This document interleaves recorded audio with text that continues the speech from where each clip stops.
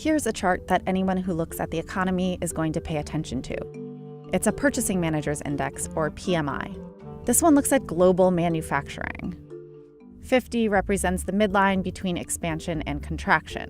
When the line rises above 50, it suggests manufacturing is increasing or improving. When it dips below, it suggests a decrease. In 2018 and 2019, during the US-China trade war, investors embraced global manufacturing PMIs as a leading barometer of economic health.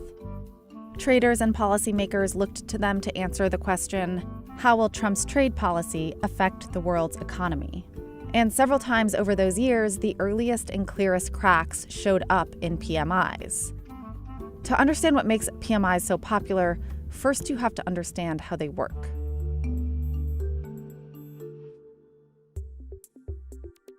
For a scan of what's going on in the economy, PMIs survey the world's purchasing managers.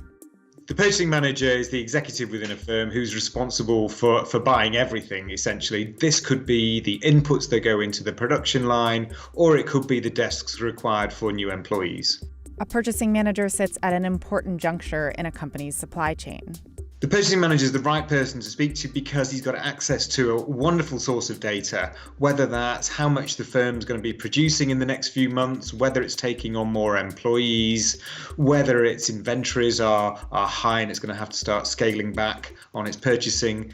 The purchasing manager really knows everything about the firm.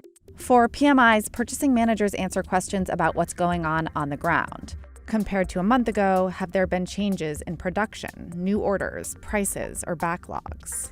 For each question, the managers can give one of three answers: higher, the same, or lower.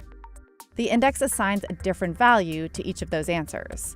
Higher gets a 1, the same gets a 0.5, and lower gets a 0. The answers are then added up, weighed, and averaged into a score. And these scores are plotted onto a chart, like this one, where the 50 line marks the middle between growth and contraction.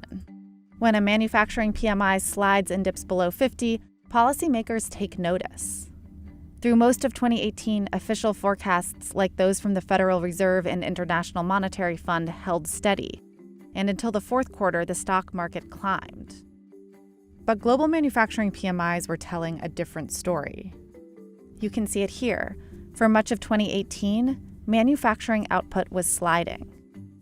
Then in June of 2019, it dipped below 50, implying a downward pull on the economy. It's the most up-to-date source of information on business conditions. So that's got an advantage over data such as GDP, which often tends to be produced with a lag. Having up-to-date information is especially important for policymakers setting interest rates.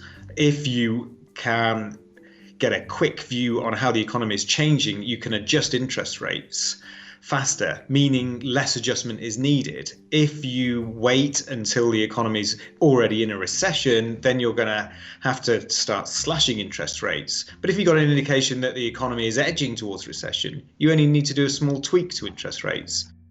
Track the PMI numbers against news flow on the trade war, and you can see them line up. The blue line shows new export orders, and the red and green lines show news flow on the US-China trade war. Red lines are when talks moved in a negative direction, and green lines are when they moved positive. Right here, where the line turns around, that reflects the Fed's policy shift in 2019. Officials began easing policy after indicators like the PMI began to show the economy was softening.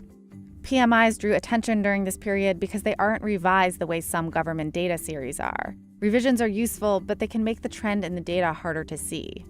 There's a lot of economic official data out there, which also gets revised heavily, sends misleading signals. So the PMI is really useful in acting as a challenger data to some of those GDP numbers, employment numbers, to make sure the policymakers have confidence, even in the official data that they're watching.